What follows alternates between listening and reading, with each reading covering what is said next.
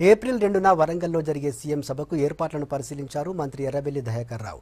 అజాంజాహీ mills గ్రౌండ్లో MP Pasnuru Dayakar, స్థానిక ఎమ్మెల్యేలు వినయ్ భాస్కర్, నరేందర్తో కలిసి సభా స్థలాన్ని పరిశీలించారు. ఏప్రిల్ 2వ రోజు సాయంత్రం 4 గంటలకు కేసీఆర్ సభలో పాల్గొంటారని తెలిపారు మంత్రి. 30 ఎకరాల్లో నిర్వహించే సభకు 2 లక్షల మంది హాజరవుతారన్నారు. భారీ మెజారిటీ లక్ష్యంగా ఎన్నికల్లో పనిచేయాలని నేతలకు, కార్యకర్తలకు ఆయన సూచించారు.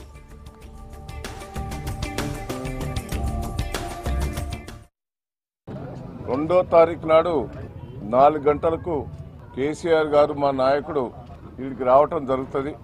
ఈ బహిరంగ సభ 2 లక్షల మందితోటి ఏర్పాటు చేయబోతున్నాం. ఇది 30 ఎకరాల స్థలం.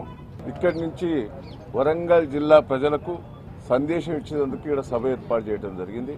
పెద్ద ఎత్తున కదిలి రావాలి.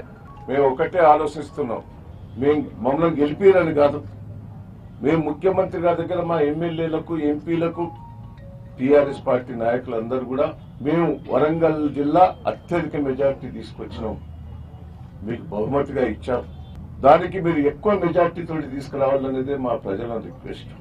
నేను రాజకీయ పార్టీలను కూడా మీరు పేరుకు నిలబడ్డారు, దయచేసి మీరు కూడా విత్డ్రా చేసుకుంటే బాగుంటుందని నా కోరిక.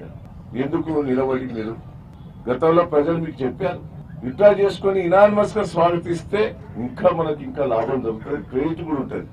మేము కూడా రాజకీయాలకు అతీతంగా వరంగల్ జిల్లాను డెవలప్మెంట్ చేస్తాం.